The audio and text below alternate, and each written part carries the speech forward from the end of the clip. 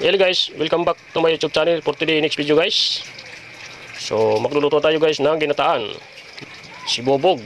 Ayan, so ito po guys sibobog na isda na linisan ko na guys. So malinis na yan, tinanggal ko ng kanyang bituka. So lalagyan natin ng iba. So salita naman sa Bicol guys, iba. Sa ibang salita, kamyas. So kamyas ito guys. So lalagyan pa natin ng daon na laing. So ilaw po ito guys. Ayan, so 6 na piraso yan. So malit naman. So mayroon pa tayo dito ng nyog. Yan, ito guys natin gagamitin na panggata.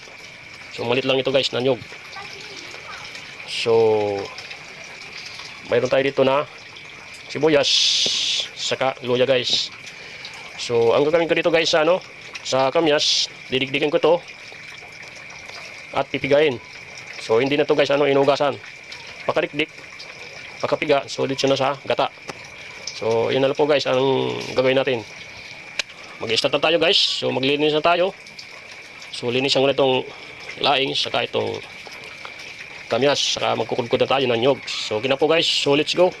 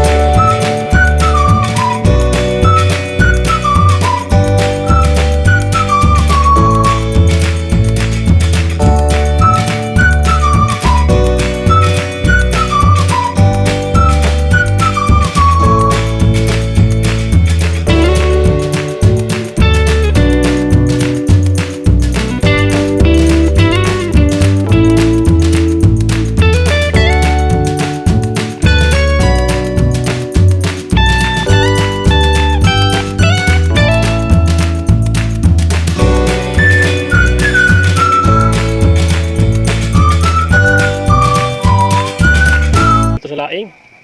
Yan na po yan. Laing na po yan guys. Tingay ko na po dyan.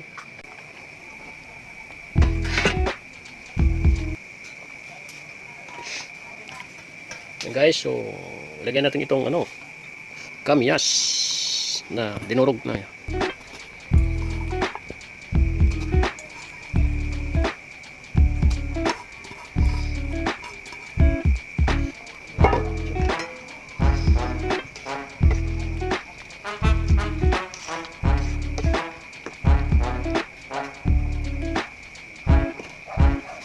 Lagyan natin guys, gini sa mix.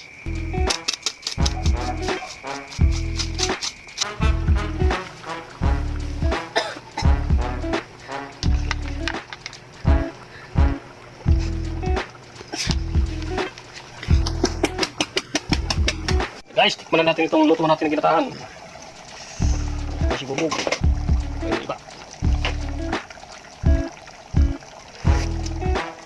Ayos guys, ang sarap ang lasa guys. Tamang-tama sa timplada, sa asin, saka sa sa mix. Saka yung asin niya sa iba. Tamang-tama guys sa lasa. So okay. So ang gata niya guys, liputok na liputok. So okay. So natin guys, luto na yung natin, ulam natin. So maraming salamat po sa suportan nyo, sa papanood sa aking video. Bye bye.